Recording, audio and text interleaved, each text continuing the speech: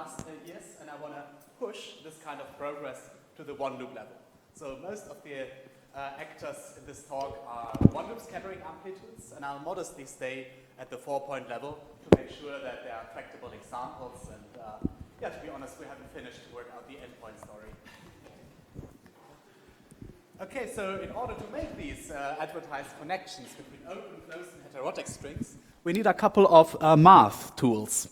Specifically, I'll look at the low energy expansion of all of these scattering amplitudes and investigate their coefficients, where you turn out to find a very rich number theoretic structure.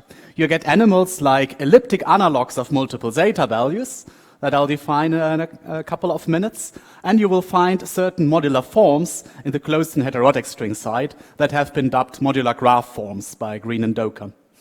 So I will try to give you some flavor of both of these mathematics objects, and they will be the essential bridge to bring open and closed strings together at the one-loop level. So not surprisingly, the results that I'll report on, they stem from interdisciplinary collaborations. So we have some mathematicians, Niels Mattes and Federico Zerbini, and also several collaborators from physics, Johannes Brödel, Carlos Mafra, Jan Gerken, and Axel Kleinschmidt. Yeah, so let me embed this talk into context. Let me tell you about the long-term goals. Let me describe the ambitious goals of a long-term research program that might cause many years of sleepless nights. So where I ultimately would like to gear to is to get closed string data from open string input. I want to have tools to do alpha prime expansions for closed string scattering amplitudes. Whoops.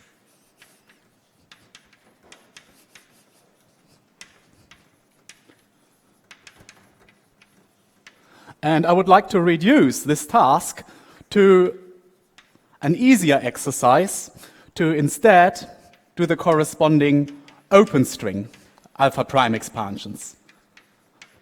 So you can already hear a certain kind of preference of the speaker. The claim is that the open string alpha prime expansion is on average easier, at least if you have some toolbox of iterated integrals on your side. And the viewpoint on the closed string is that a pedestrian calculation here is hard. So we should better avoid that. Yeah, so the dream is, hopefully at some day to arbitrary loop order, that we can do these closed string alpha prime expansions, the hard things, by means of studying the easier objects, namely the open string, low energy expansions. And let me already introduce the key buzzword. You saw it prominently in Pierre van Hoof's talk on Monday. The idea is to apply a certain map to the coefficients in the low energy expansion. This is the so-called single valued map, which you have seen in Pierre's talk, acting on multiple zeta values at tree level. And I'll try to give you some evidence that there's a similar single valued map happening at genus 1, where you have some non-trivial functions of the modular parameter tau of the respective Riemann surface. Yeah, let me review the tree level incarnation of this idea. Let's do it quite modestly at the level of 4-point amplitudes, where you know the expressions very well from the textbooks. So let's look at the heart of the 4-point closed string amplitude, Virasoro-Shapiro. So this 4-point integral over punctured spheres, you can bring it into the form like that, where you integrate a single puncture over the entire sphere. This is a gauge-fixed version where 3 of the punctures are at 0, 1, and infinity, and you are supposed to do this integral. And in a low-energy expansion, this closed string 4-point function boils down to some polar part, which you can connect with supergravity, and then an infinite series of local contact interactions with more and more derivatives, like r to the 4th corrections and so on.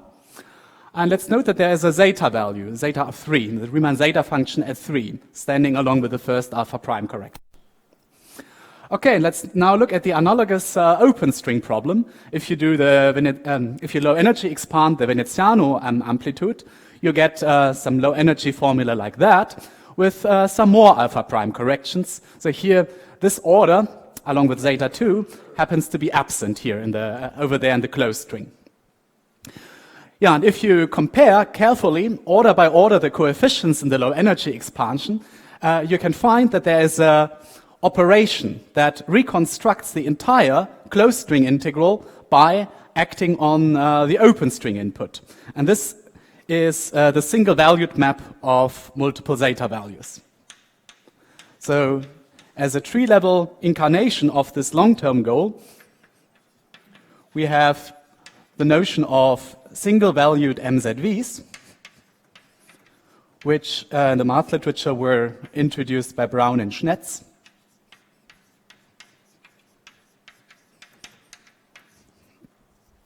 And this single-valued map over there, it acts as follows. Whenever you see an even Riemann zeta value, then set it to 0. This is the more general pattern behind the observation that there's no zeta 2 here. Then something else, whenever you see an odd Riemann zeta value, then double it. This is the more general story to the observation. The zeta 3 coefficient for the closed string integral is twice the zeta 3 coefficient of the open string. And if you go through the all-order expansion, I mean, you can do it as in closed form thanks to the gamma function identities, you will find that this map here will always do the job for the 4-point function. And also there is a similar statement for the n-point function, where on top of the Riemann zetas, you need a multi-argument generalization. You need the multiple zeta values, which have 2 and more arguments. So this is an example now that you also already saw in Pierre's talk. If you apply that SV map of Brown and Schnetz to a double zeta value like this one, then some of them split into Riemann zetas. But if you go higher and higher in the weight, they are also irreducible single-valued multiple zeta values. You might also have multiple arguments on the right-hand side. But okay, I don't want to dwell too much on this. This is the review part. It is well understood at the tree level how to get also the endpoint integrals over sphere worldsheets by hitting open string data with this single-valued map. And a more generalizable formula for how SV acts, you can find it in the math literature by employing the so-called F alphabet of multiple zeta values. Yes, please? Is this map also understood for massive external states? Oh, this is a very good question. So my suspicion is the following. This moduli space integral over punctured spheres doesn't really care whether you generated it from an open or for a massless or from a massive amplitude. I mean, for sure, the meaning of these kinematic variables might change if you turn on masses. But if you study it from a math point of view, this is some function of variables S and S. I don't think that it matters what the masses of the external states are. Of course, the more problematic part is, what's the meaning to the alpha prime expansion if you scatter massive states? So the physics interpretation is more shaky. But I think from a math point of view, these statements should go through for arbitrary tree-level amplitudes among massive states. Martin? Do you expect that it generalizes the consistent offshell amplitudes? Oh, that's a good question. Maybe I should interview you first. How much is known about low-energy expansions of off-shell amplitudes? But this is an interesting question. So I think that the answer hinges on how much can you boil down these off-shell amplitudes to the pure math input? That to which extent are they purely governed by the moduli space integrals and on the respective genus?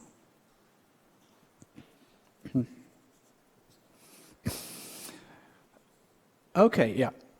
Yeah, and the references for this tree-level story, I think the endpoint version of this formula has firstly been written down by Tom Taylor and Stefan Stieberger. Initially, it came up at the conjectural level, and later on there were various paths to proving these correspondences. One approach you can find in the work of Pierre and Federico Zerbini, another one in a paper of Oliver Schnetz and myself, and a rigorous mathematics proof has been given by Brown and Dupont in October of last year. Yeah, so this is basically all I wanted to say about the tree-level part of that story, and the main body of this talk is dedicated to the one-loop extension. And this is already one of the central main goals of this talk. So this motivation here might be more exciting to a physics audience, and if I were to sell these projects to mathematicians, I would say that this comparison between closed and open strings, it allows you to get a handle on non-holomorphic modular forms.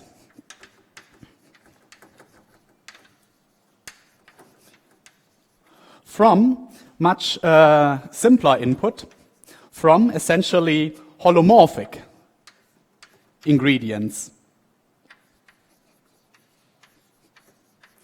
And it turns out the engine for both the open and closed string alpha prime expansion at one loop are the holomorphic Eisenstein series. The holomorphic modular forms, those guys with a ring structure, which are very tightly constrained.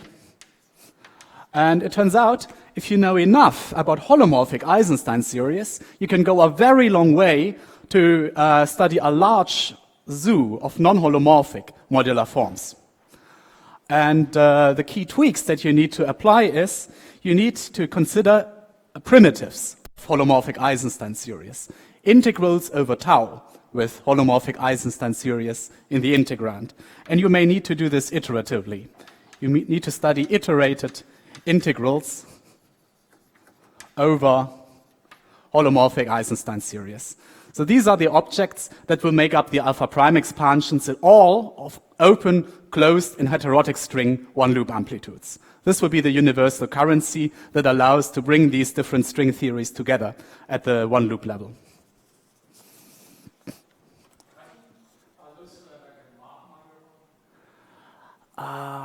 Not that I'm aware of, but maybe you should ask me again once these objects appear on the blackboard. Yeah, is there any question about the general philosophy of this talk? Okay, then let me go into slightly more detail and introduce you to the main characters. And I should confess, this will be a very example-oriented talk. I won't go beyond the 4-point level, and among the zoo of possible 4-point integrals, I'll just discuss the few cases that are compatible with 16 or 32 supercharges. So I will look at genus 1 integrals to be denoted by I1234 and B1234 that appear in various 4-point functions. And a big disclaimer, I will only look at a fixed Riemann surface tau. This might be pretty disappointing to you. The final task in computing one-loop string amplitudes is to integrate out all the moduli, both the punctures z and the modular parameter tau. And I won't completely finish the job. I will only integrate out the punctures and then study the functions of tau that survive after the punctures are gone. So this is what I mean by a fixed surface.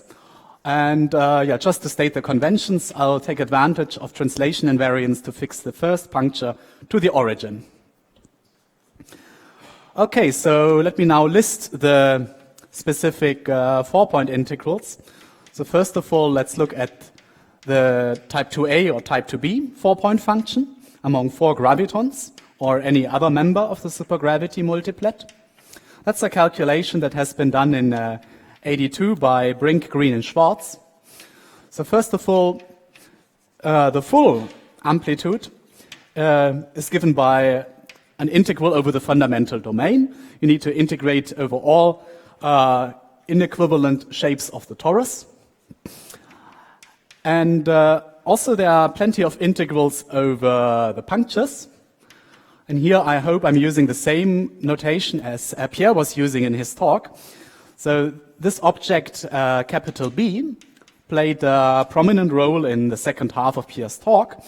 He was telling you a lot of things about the low energy expansion of this integral that I will partially review and partially retell from a slightly different point of view. So here you're supposed to integrate over the torus punctures. Well, one of them is at the origin, doesn't need to be integrated over, but the other 3, well, require some work. Okay, so here is the modular invariant integration measure. And now the meat of the integrand is some collection of bosonic Green's functions. So more precisely, this is the Kober-Nielsen factor with all the 4-point Mandelstam invariants.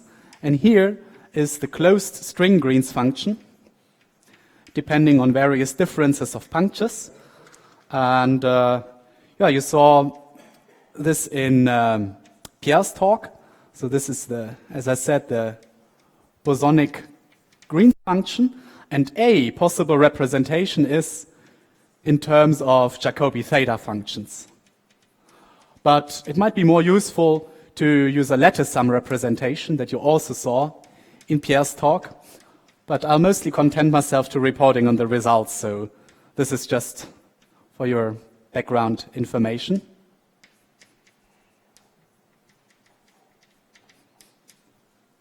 Okay, so this is the closed string side of the story. And I want to compare the coefficients in the low energy expansion with an open string quantity. So let me introduce the open string friend to that quantity. Whoop.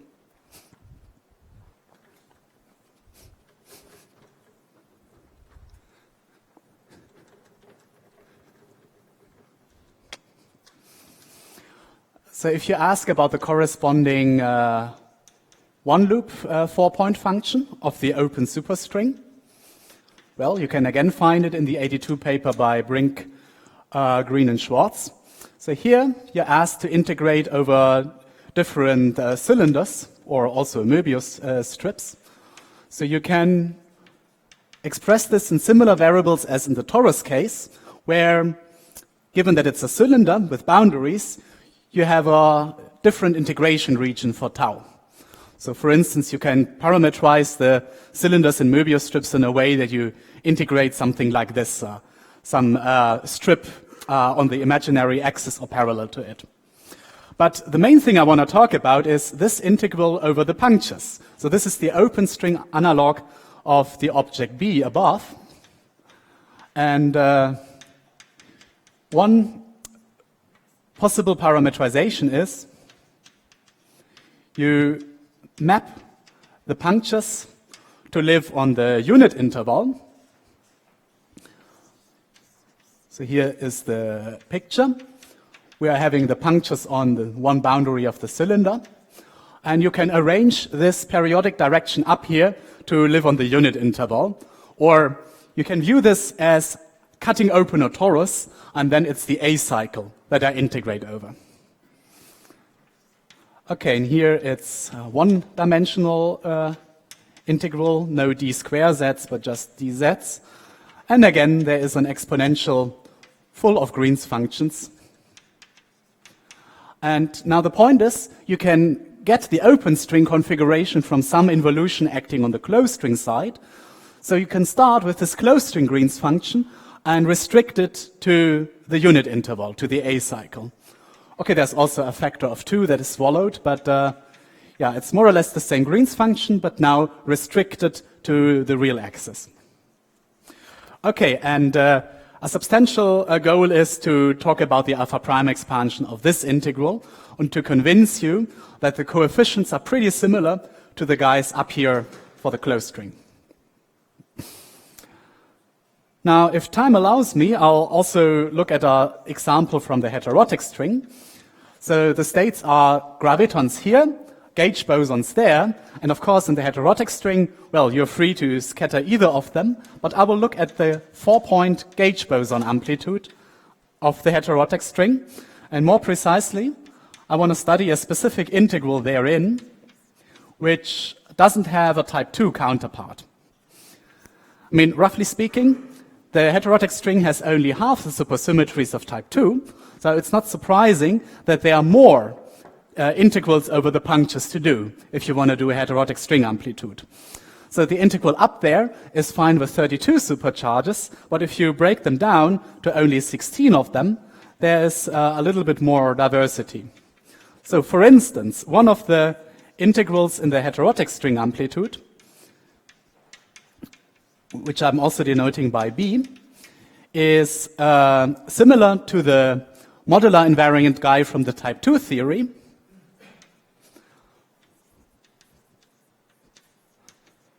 But with an extra function of the punctures.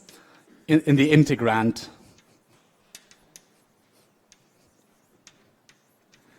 There's an elliptic function of the punctures in the integrand. If time allows me, I will give you all details about that one. But roughly speaking, this is an additional integral of closed string type, which is now a modular form. And this will also turn out to have a close relationship to the alpha prime expansion of the open string integral. So the structure of the results is like that. I will first tell you about the map to get from here to there. Sitting on a pile of open string data, how can you reconstruct the type 2 integral over torus punctures from that? And another result in a later part of this talk, if time allows me, is to get to the heterotic string integral by using a different symmetrization prescription on how you arrange the integration domains. Yeah, so the buzzwords in the title, they will be connected by means of these specific 4-point examples. There's a question? Oh, thanks a lot for asking that. If you were to look at the non-planar amplitude, you can still expand them in terms of the same elliptic multiple zeta values. So far, this was done using a twisted version of elliptic multiple zeta values in intermediate steps, certain alternating sums. But it turns out, quite magically, the non-planar amplitude will live in the same space of elliptic multiple zeta values as the planar diagram.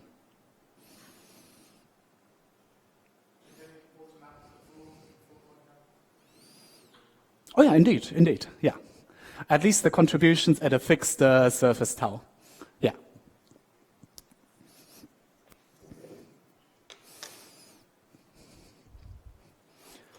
Okay, is there any further question?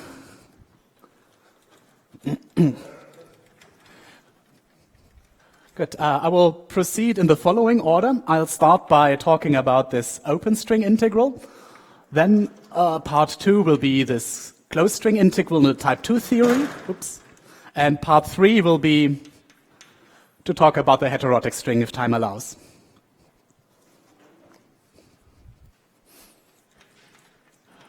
Okay, so let's alpha prime expand the open string quantity. Let's alpha prime expand that integral capital I defined on that other blackboard here. And the name of the game is, we want to do the integral over the punctures order by order in alpha prime. And here we have the luxury that there are no kinematic poles. There is nothing singular when the punctures collide here. So therefore, we can directly Taylor expand the Kober-Nielsen factor. The name of the game is to integrate over the punctures order by order. Yeah, that's the same principle that you saw in Pierre's talk. Order by order in the Mandelstam variables times the corresponding Green's function.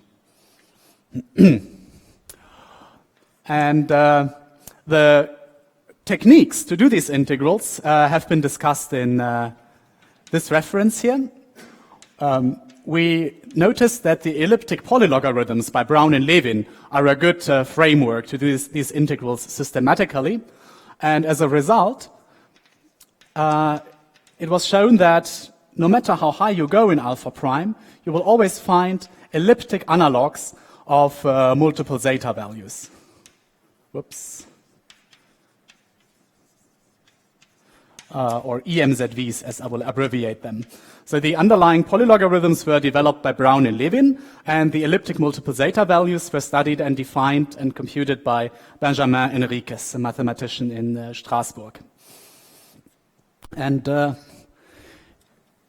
now, if this was a 2-hour talk, I would go through the detailed definition of EMZVs, but in order to arrive at the main results in a streamlined fashion, I will already give you an accelerated viewpoint on what these elliptic multiple zeta values really give you. Namely, they are a subset of the space of iterated Eisenstein integrals. That's the thing I mentioned before, primitives of holomorphic Eisenstein series. So already from the work of Enriquez, it follows that all you need to have in your pocket is iterated integrals over holomorphic Eisenstein series, and then you have a complete picture of where the elliptic multiple zeta values are living in. And of course, the fine print is there may be some linear combinations of these iterated Eisenstein integrals. Maybe their coefficients are multiple zeta values. Maybe the tree-level story is coming back as a coefficient here.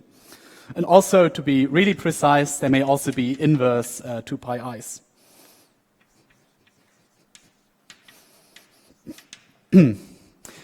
Yeah, so I will describe the EMZVs as specific combinations here.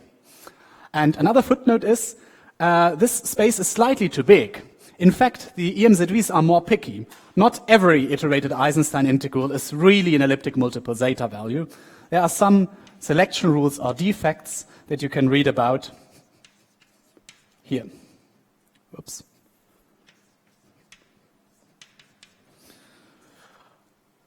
Okay, so now let me define these iterated Eisenstein integrals for you.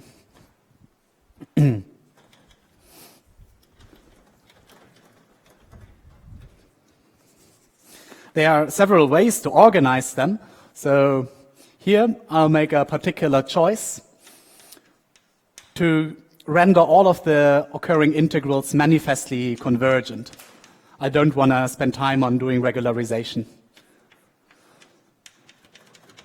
So the iterated integrals over these Eisenstein series, they are most conveniently defined in a recursive manner. So the target, or let's say the ultimate expression for an open string scattering amplitude, is some integral in the tau plane, somewhere between the cusp and some other point. And if we are more flexible to allow for an arbitrary base point here instead of 0, then this is the kind of object that makes up iterated Eisenstein integrals. So let's make some one-dimensional integral within the tau plane. And what do we integrate? Essentially, we integrate holomorphic Eisenstein series. And the idea is to do this integration again and again. So an iterated Eisenstein integrals will have multiple entries. Each entry refers to an Eisenstein series that you have integrated in some step. And here, the idea is you can append an extra label by doing one more integral over a shorter iterated Eisenstein integral, integrated against some holomorphic Eisenstein series. But now, if I were to leave this as it is, you might protest, hey, isn't that integral badly divergent? So indeed, if we take a closer look at the Eisenstein series, okay, in the first place, it's defined as a lattice sum.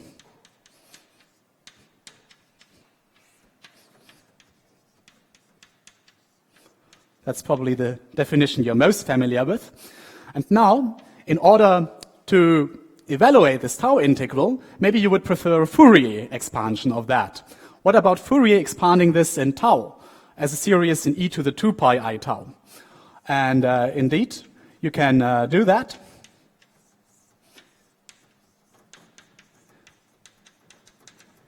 If you do a Fourier expansion in tau, then the zero mode is 2 zeta k, essentially a power of pi. And this zero mode might cause headache in this integration process. So in order to avoid divergent integrals, let me subtract the zero mode manually. So instead of integrating the full Eisenstein series, let us simply integrate the part except for the zero mode. So the thing here, the g with the superscript 0, is just defined as drop the zeta value, drop the Fourier zero mode. Okay, so this is the main ingredient for the iterated Eisenstein integrals. And up to now, this recursion is pretty meaningless unless I'm giving you the base point. If you have an empty collection of labels, this is by definition 1. And furthermore, the range of these entries, the range of integrands, first of all, it's the Eisenstein series you know, where k is 4, 6, 8, etc., etc. But I also want to allow a G0. So as some kind of honorary Eisenstein series, I also want to allow an integrand which is -1. So this is for the situation where you put in an Eisenstein series and integrate it twice, 3 times, 4 times, and so on. So for this purpose, one valid letter is 0. Okay, all of this is probably quite abstract, and it begs for an example.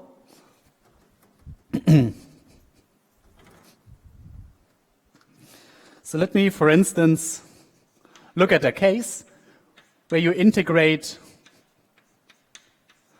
some Eisenstein series GK, and you integrate it once, twice, 3 times, many times. Let's say you do a total of P integrals.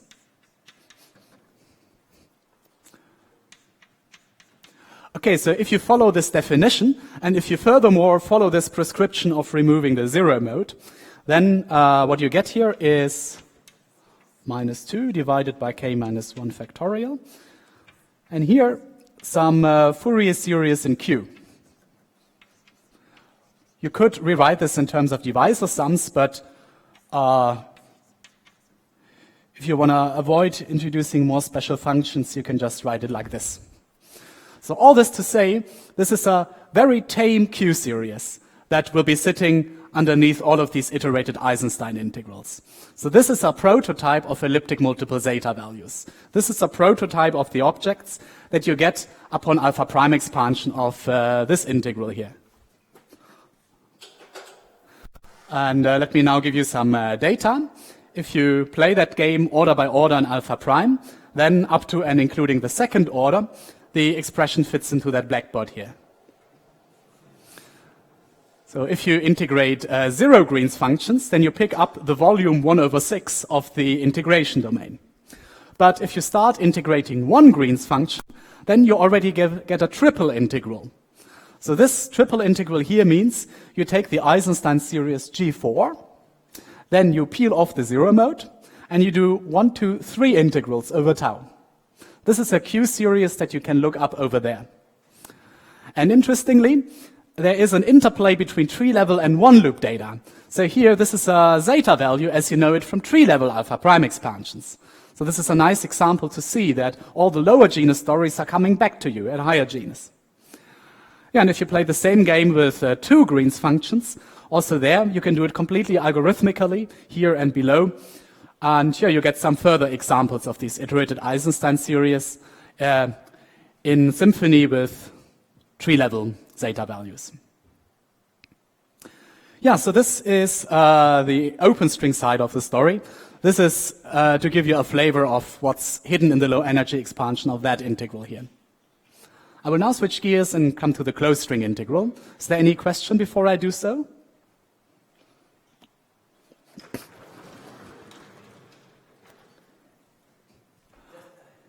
Yeah. As the appearance of some three-level ingredients, anything to do with factorization or amplitude? You probably mean the story that gluing together a tree gives you a loop. Yeah. So the Fourier expansion with respect to tau, it allows you to slice the mass levels that are running in the loop. And depending on your parameterization, you can decide that it's at tau equal I infinity where the trees are sitting. So there is a map from tree-level integrals with 2 more legs towards one-loop integrals at the limit tau going to I infinity. But as you move away from the cusp, then you need more data. Then you need some intrinsic one-loop structures. Yeah, so the trees fix your boundary value at the cusp, but not in the bulk of moduli space.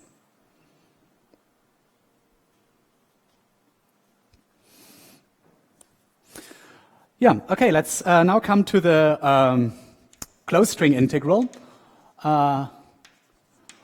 And you have seen some info in Pierre's talk about that. For instance, he was telling you that this is a generating series for modular invariants. So the entire closed string integral B is modular invariant. So it's a modular invariant series in the Mandelstam variables. And specifically, if you look at the leading orders, Then you get 1 plus, and now the story goes on with non-holomorphic Eisenstein series. I hope this is not getting confusing to see many Eisensteins here. So here, this needs to be contrasted with the above G's, since this is the non-holomorphic version.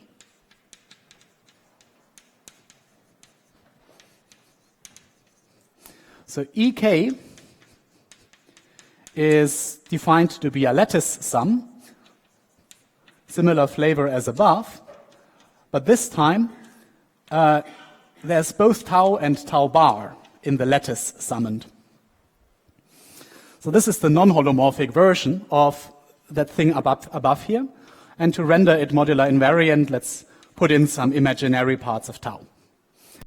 Yeah, so this is the simplest non-trivial thing that shows up in the closed string alpha prime expansion. But this is by no means the end of the rope. There are many more complicated objects coming at higher orders.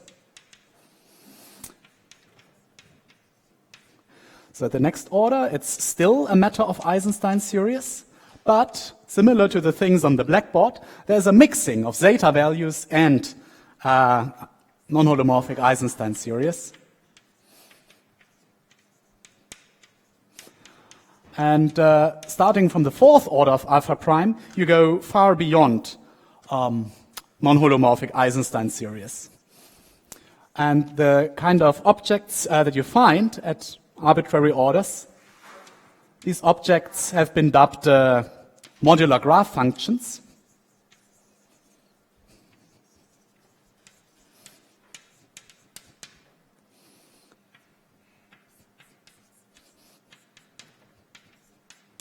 By Pierre and Eric Doker, Michael Green, and Ömer Gudogan. I think that reference is 1512. And they will in general involve a nested version of these lattice sums, where you sum over several pairs of integers with summons of a similar flavor like that. And I won't give an exhaustive introduction to these modular graph functions, but let me just give you a flavor what kind of objects you find. You have various appearances of imaginary part of tau. Then you have multiple zeta values. And this might be the more surprising feature, you can again employ the iterated Eisenstein integrals to describe the Fourier expansion with respect to tau. And here, these modular graph functions, these are real objects.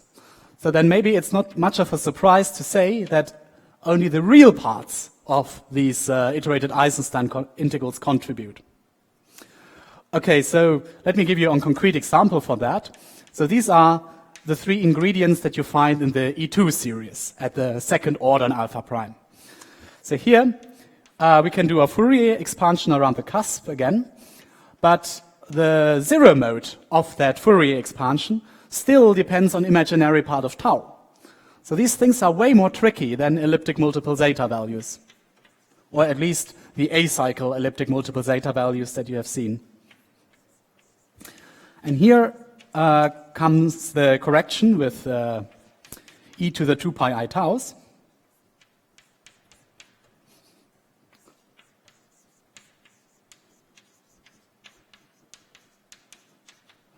Okay, so this example still fits into one line, but for higher weight and for more general modular graph functions, it's some more terms. But the basic ingredients are always the same, no matter how high you go. It is some real parts of iterated Eisenstein integrals. It is some Laurent polynomial in im tau with multiple zeta values. And one particularly neat observation is, in all examples known so far, they are all single-valued. There's no zeta 2, for instance. Yeah, I think Pierre was clearly saying that in his talk. The conjecture is that all these modular graph functions are having only single-valued multiple zeta values in these Laurent polynomials. What is proven is you don't get worse than multiple zeta values. But there's not yet a rigorous proof why zeta 2 is bound to be absent forever.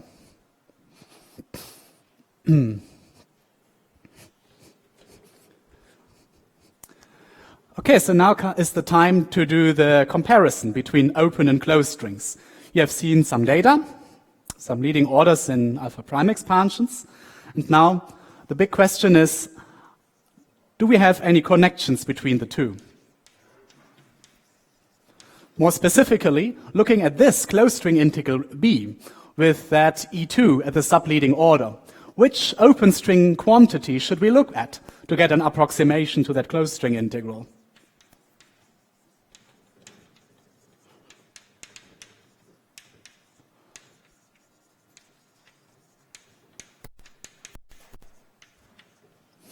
And it turns out that you need to do a few tweaks with this open string integral I. It's good that we have looked at the integral I, but as it stands, it won't give a good comparison to the closed string. For instance, there's something at the subleading order in alpha prime, but not here. Or at the second order in alpha prime, there are both G6 and G4. But if you look at the closed string quantity, the only holomorphic Eisenstein series making it into the second order in alpha prime is the G4. So more generally, whenever you see an EK, then the holomorphic counterpart is G2K, that you need to integrate a couple of times to build the non-holomorphic Eisenstein series. Yeah, so I need to do some tweaks with the open string integral. And more specifically, the tweaks are the following. Tweak number 1 is to artificially symmetrize over the punctures. I mean, the definition of the I integral, it was tailored to a specific single trace ordering. So it was tailored to a specific integration domain. And the closed string, at least the type 2 integral, doesn't like that. We should manually symmetrize. We should independently integrate all of Z2, Z3, Z4 over the unit interval. Let's add up all these simplices. That's the first tweak. And now the second tweak is, you need to do a modular transformation to the open string integral. Putting it differently, the parametrization I gave you in the first place was not yet the optimum. I was integrating over the A cycle, but I could have chosen an alternative parametrization where you integrate between 0 and tau over the B cycle instead. And to switch from one to the other, you do the modular S transformation. Okay, so let's implement both of these tweaks on the results on the blackboard. So let us do our permutation symmetry over all possible orderings of the punctures. So we are summing 6 different permutations of that, where the permutations act on the labels of the Mandelstam invariants. And I furthermore want to do a modular S transformation for every tau-dependent quantities you see. So the task is obviously to modular transform these iterated Eisenstein integrals. Yeah, let's look at some few orders. Well, symmetrizing the 1/6 gives you 1. But here, that's quite nice. By momentum conservation, this one symmetrizes to 0. That's a feature we want to compare with the closed string integral. And now, at the next order in alpha prime, symmetrization will kill this term, but symmetrization will preserve that term. So the symmetrization is a cheap way of projecting on this term. Yeah, so not surprisingly, you have this symmetric combination of Mandelstam invariants. And now comes a big bracket. So the main thing about the modular transformation is you need to carry out the modular transformation on this guy here. Okay, its integrand is essentially G4. We know how G4 modular transforms. But now we need to work out, what about its primitive? What about its iterated integral? How does this one modular transform? And the idea is,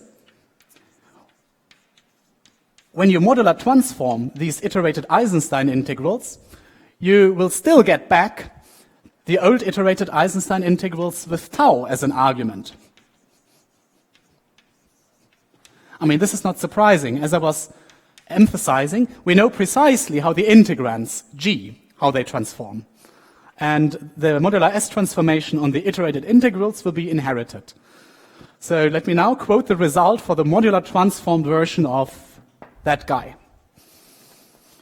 So it's a few more terms, but it's the kind of complexity growth that we want in order to match with the closed string.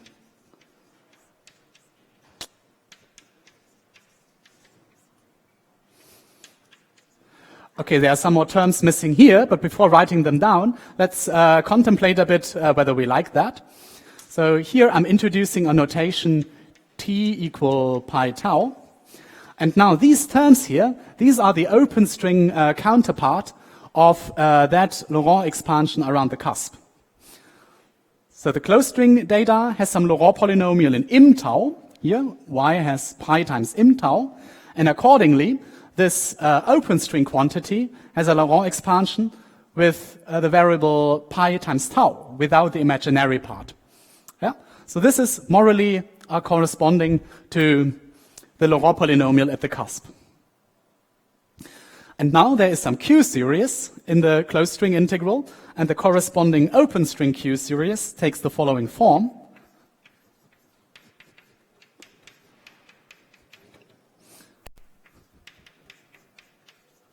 Whoops. Like that. And you might start smiling at this point. It's obviously the same selection of letters as we see it here in the closed string case. And even the coefficients are in very close correspondence. So I think we're on a really good track, given that these things match pretty well at first glance. Okay, I should speed up with the 5 minutes remaining. So let me now spell out the detailed dictionary, or what are the empirically found rules that take us from open to closed strings.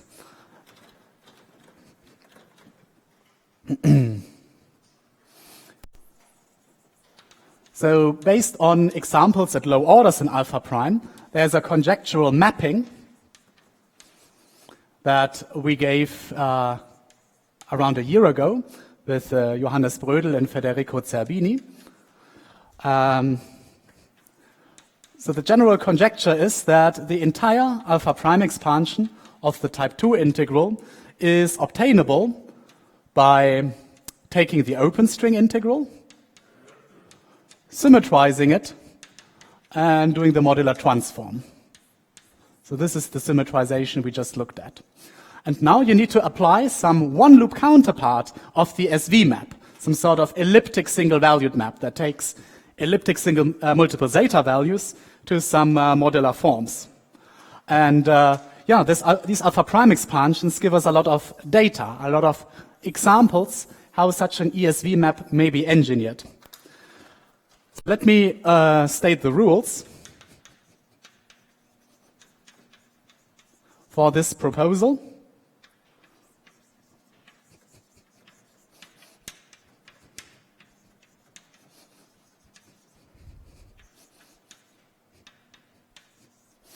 Okay, first of all, there are some zeta values in the open string side, both even and odd ones. But the closed string doesn't have any zeta 2 and doesn't have any zeta 4. So not surprisingly, the first part is, whenever you see a zeta value in the Laurent polynomials of the open string, then you should replace them by their single-valued version, which will kill these even zeta values. But the odd zeta value will be doubled. There's a factor of 2, following from that rule. Okay, talking about factors of 2, we have polynomials in tau over here and polynomials in im tau over there. And to get all of the factors of 2 straight, we should do the following mapping. At the level of Laurent polynomials, you should do this. You should replace tau by 2i times the imaginary part. Or if you write tau as a logarithm of q, you replace log q by the single-valued logarithm of q. Okay, so these two parts of the proposal, they are, as far as I can see, relatively well established, and they also work for modular forms of the heterotic string. But there's a third part of the mapping, which is not yet in its final form. It has shortcomings, both for the heterotic string, but also on more formal considerations. So this deserves a couple of quotation marks, this last ingredient. But for the purpose of the example on the board, let me still state it. The question was, how do I get from here to there? So the last thing I need to tell you, what should you be doing with the E0s? And if you follow that prescription here, take them to twice their real part, it does the job. Then you reproduce all details, all rational coefficients of the non-holomorphic Eisenstein series E2. So this empirically found dictionary, it works for the example that you see, and furthermore, it is tested up to and including the order alpha prime to the sixth. So it's not just an accident at low orders, but also if you carefully work out all the upcoming examples up to this order, these rules seem to be the right thing. And of course, it remains to figure out how this connects with some mathematical considerations. There is already some work by Francis Brown where he gives a generating series of single-valued elliptic multiple zeta values. And so far, this is not yet fully lined up with Francis Brown's approach. So there's a lot of work or some translation work needed. But I'm pretty confident that the first two rules will be surviving in more or less that form. Only the third rule will require some more cleanup. Okay, maybe I'll give you some examples, or well, it was already implicit. This ESV proposal, it... This works also for higher poles, amplitudes, or... Higher poles? You mean more... higher points, yeah. It does, yeah. It's not yet in the literature, but yeah. Yeah, it will.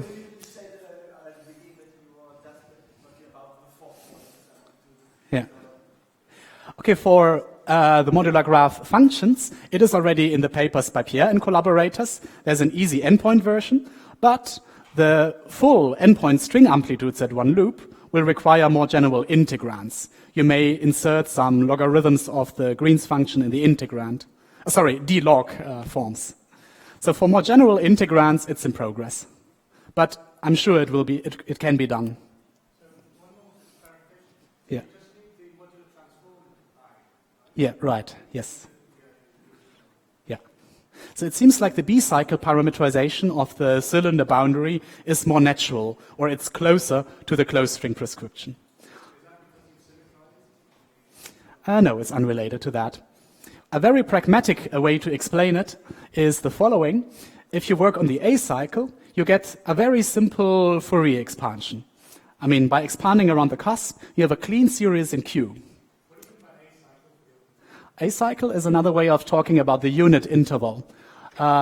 It was a manual choice that I want to integrate from 0 to 1 and not from 0 to tau. I mean, there are two homology cycles on the torus, on the parental torus, and I can parameterize the cylinder in two different ways, either putting the boundary on the A cycle or on the B cycle.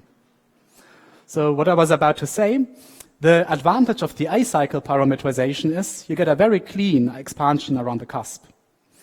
But if you go to the B cycle, your notion of cusp changes and you get a more sophisticated expansion with Laurent polynomials. This is very natural transformation you get when you use boundary states from the open to close to the cell. Okay. Is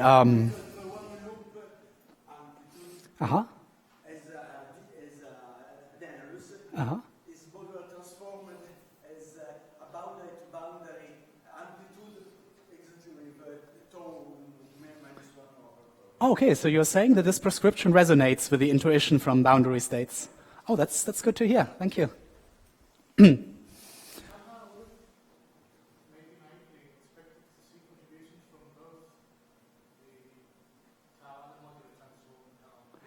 Yeah, to be honest, yeah.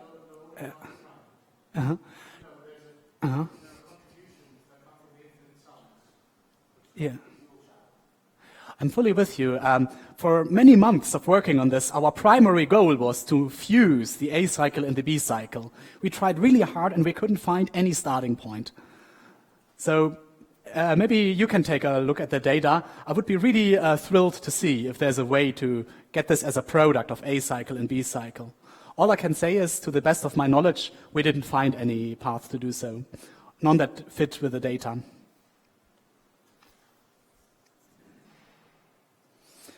Okay, I guess time is running out, so then we need to leave the heterotic string for private discussions in the coffee break. Maybe I should make sure that this equation is...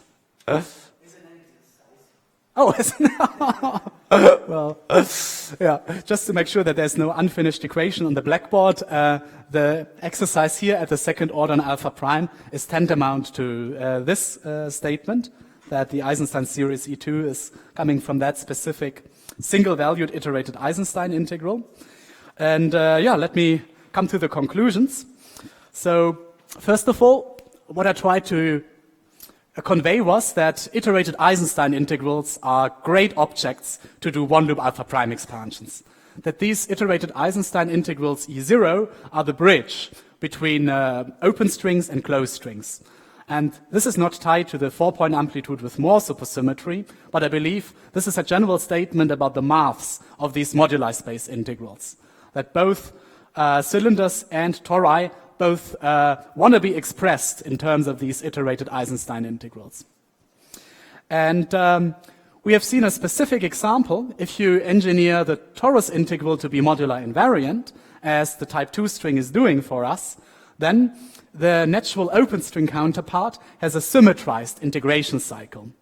So there is a certain pairing between integrants on the closed string side and integration cycles on the open string side. This was observed in great detail at tree level. So it seems like we need to uncover the more general matching between open string integration cycles over cylinder boundaries and more general integrants for closed strings, some anti-elliptic functions that depend only on the complex conjugate variables. Yeah, so there are a lot of exciting follow-up questions, and admittedly, this was just the tip of the iceberg that you saw here. Okay, thanks a lot for your attention.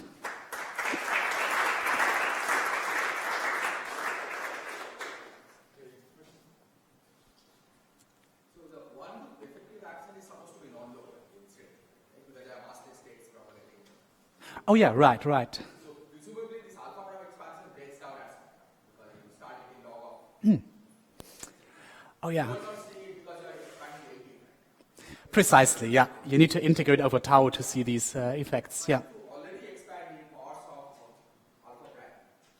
I mean, is it okay? I mean, that the integral will become more divergent, right? Eventually you are going to integrate over tau. Yeah.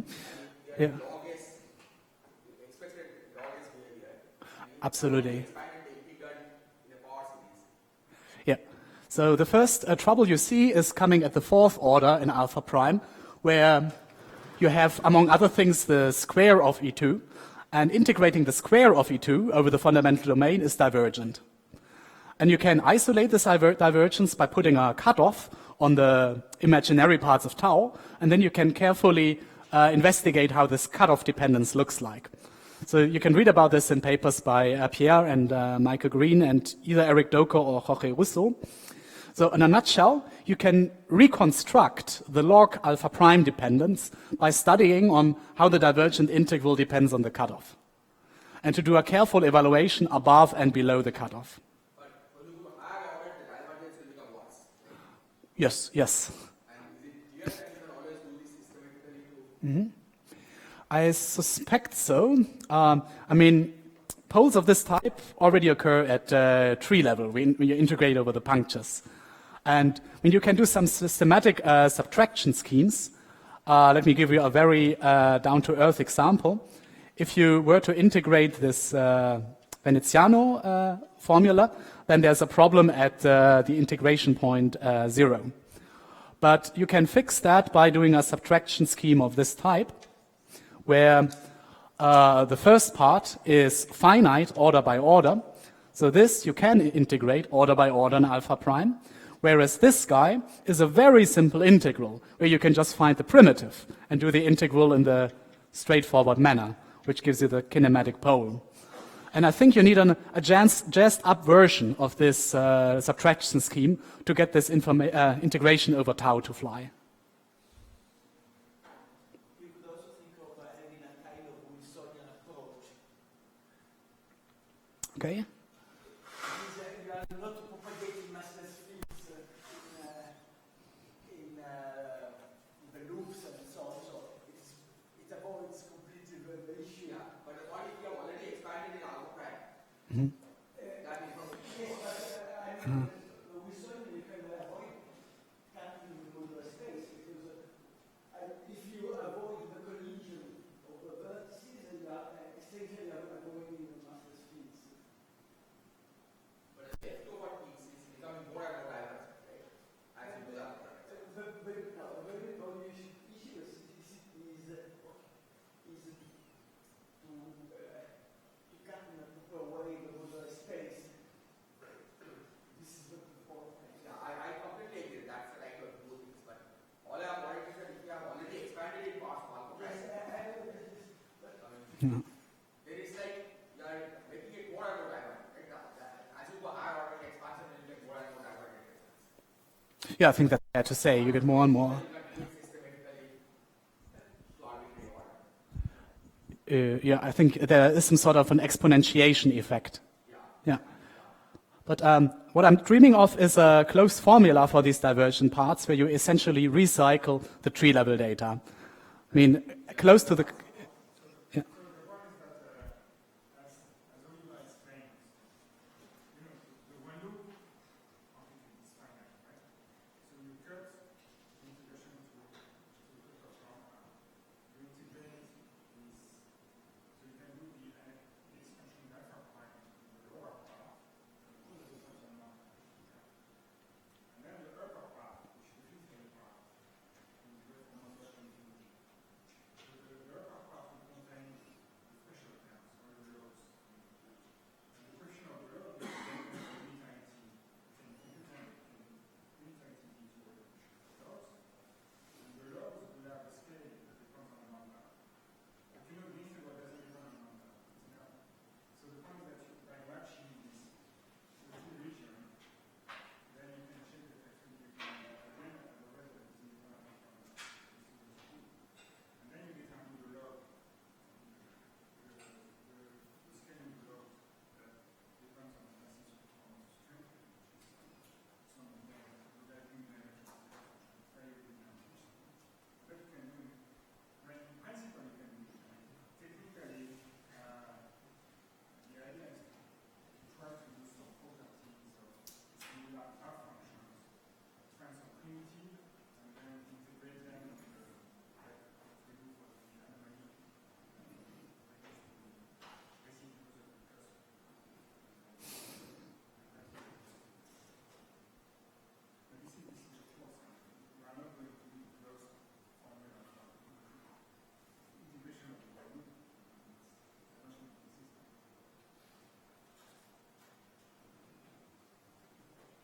Tom?